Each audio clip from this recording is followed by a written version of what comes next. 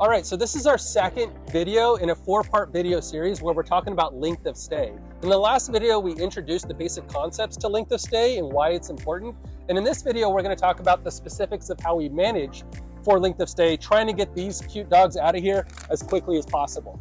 All right, so there's 2 techniques that we use to manage for length of stay. There's rounds and pathway planning. So rounds are where we get different people, staff from various departments together in a room, and we talk about specific animals and how we can get those animals out as quickly as possible. So we have dog rounds that focuses on dogs, cat rounds focuses on cats, and we have other animals.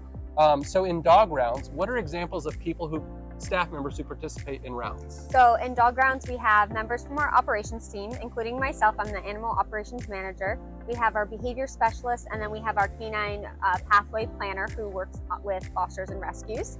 And then we have our parts of our communication team, and we have our volunteer coordinators, and also parts of our medical team. Yeah, so lots of different departments participate in rounds. And the reason why we have various people participate is because we want to communicate effectively, we want to break down silos, and we need people from different departments who can add to the creative thinking of, are we doing everything we can for that specific animal to get them out of the building as quickly as possible? Yes. So once we have those conversations, we identify high priority animals and we come up with a plan, their pathway plan out of the building as efficiently as possible. So what are examples of like pathway plans that we would craft to get longer term residents out of the building quickly? Yes, so there's a lot of different pathways that we can look at. Some of the main ones that we focus on could be finding a scared or under-socialized dog, a foster home. So fosters or rescues, getting an animal out of here through a rescue that may need that extra help, that extra decompression time that we're not able to give them here when it's high volume.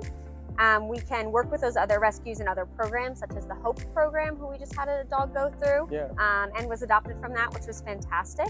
That's where like a dog with significant behavior problems goes in with an inmate. That inmate can pay more attention to them, work with them about specific behavioral things, to then make them more available for adoption. Correct. Yep. And then they get free training the rest of their life when they go through that HOPE program, which is really awesome for those harder behavior cases.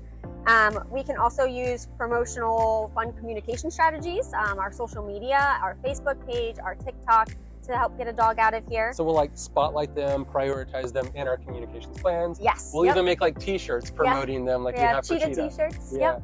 He's one of our long-termers. And then visibility for the dog through shelter events and programs. We do Dog Stay Out, which gets a dog more visible to areas that maybe have people that aren't coming into us. Community members come in and take those dogs out for the whole day. They get them seen in different public spaces, and we can bring them to events. We've had events at breweries, and we've had pet parades and all kinds of things that we can bring our dogs to.